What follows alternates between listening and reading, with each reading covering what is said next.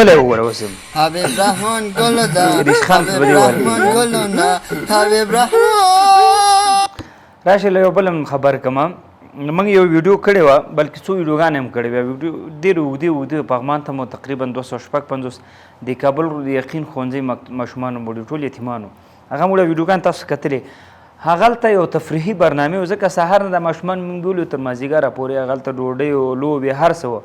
خو دا موږ غوښتل چې د یتیمانو سره ورځ خوشحاله تېره کړو ځکه ټول ورځ درس بیا هغه نه کار که نه نو هلته پکې یو دوه جالبه ماشومانو چې هغه یو هم حافظ و قرآن حفظ هم کو او دا بل هم ورسره خو دواړه یتیمانو پوهېږي دواړه د ښوونځي وخت کې ښوونځي ته راځي هغې نه وروسته دا د خلکو بوټان پاله شي کور حالت نه مو خدای مه خبره وه ځکه که خبر شي فکر نه کوم چې د کاڼي په شان ته زړه مې هغه هم اوبه کېږي هغه ماشومان څوک دي و هغه یې ترانه چې ویلې وه چې کټ شوې ده هغه در باندې اورم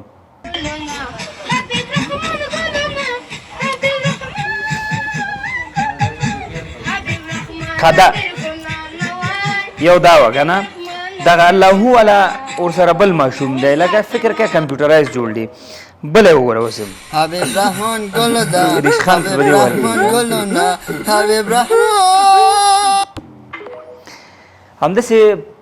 ټیک ټاک ته چې سر وښکاره کړي بس ټول حبیب رحمان ګلونه دي دوستان زه دا نه وایم چې تاسو ګپ شپ به لګوئ یا ساعت مه تېروئ پوهېږي په یو چا باندې ریشخند وهل یو څوک بیا خصوصا یتیم بیا خصوصا داسې یو ماشوم ته ذهني ټارچر کوي هغه په ټول عمر کې څه فکر کوي چې میدان ته به رسي د چا مخکې به خبرې وکړي ما مخکې ورته ویل چې دا ماشومان راټولو سره چا شعر ویل زما ویډیو زما په صفحه شته شاید وګورئ چا شعرونه ویل چا قصې کولې مطلب دی ساتیری زموږ هدف اکثره میلو کې کتلي ځوانان سره راټولیږي څوک حتی ګډای کوي څوک پکې اتړونه کوي څوک پکې سندرې وایي دی خدا شی نه دی کړی خو یو جګ شو زه د دې ماشوم استعداد ته حیران وم چې ده څنګه دا د بل چا نه کیچ کړی د کمپیوټر نه دی ذهن کې راوستی او بیا دی داسې کوي والله که ته وکړې ماشومانو موږ ته معرفي کړل دوه ماشومان ډېر ښایسته ترانه وایي که نه هغه مو چې شروع کړ خو دی دا شی شروع کړو بیا موږ نسو کولی چې مابین کې بند کړی چې نه دا مه وایي خو ساتیري وه هغې نه دی غټه قصه جوړه کړې غټ خلک چې هغه خلکو ته درسونه ورکوي خلکو ته کورسونه وړاندې کوي چې تاسو داسې وکړئ داسې وکړئ هغه یې پې هغه کړی حتی دې ماشومانو ته د سپي اولاد خطاب کړی دی شرم دی والله شرم دی قسم په الله چې کله دا ویډیوګانې ما وکتلې چې دا ماشومان پوهېږي دا یتیمان دي زه دا نه وایم چې دی به درته خیرا کې تبان د دی په زړه کې چې څه تېرېږي والله د یتیم او د الله ترمنځ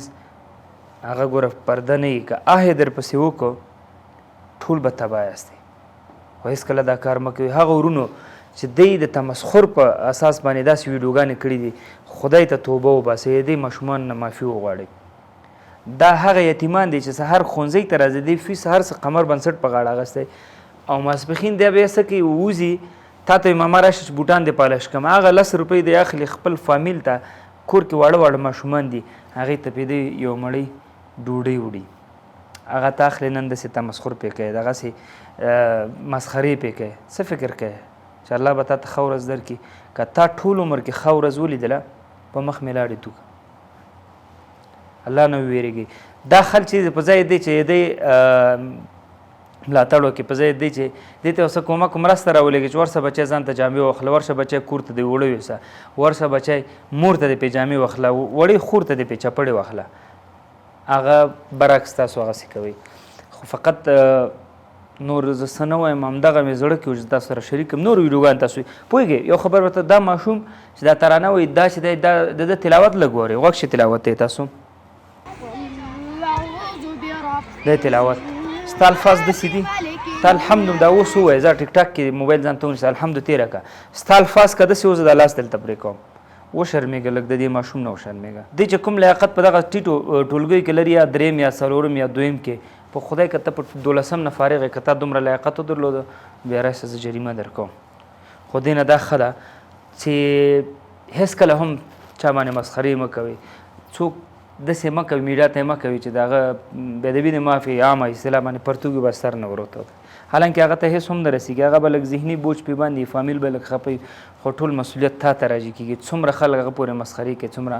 هغه به تا ته راجع کېږي د الله نه وویرېږئ د دې خلکو نه د دې یتیمانو نه ویډیو بېرته وکړئ چا چې کړې معافي ترې وغواړئ تر څو پورې د الله په قهر او غضب کې ګرفت کې رانسي. دا یتیمان دي. د نور مو وخت نه نیسم، په الله مو سپارم. السلام علیکم ورحمت الله.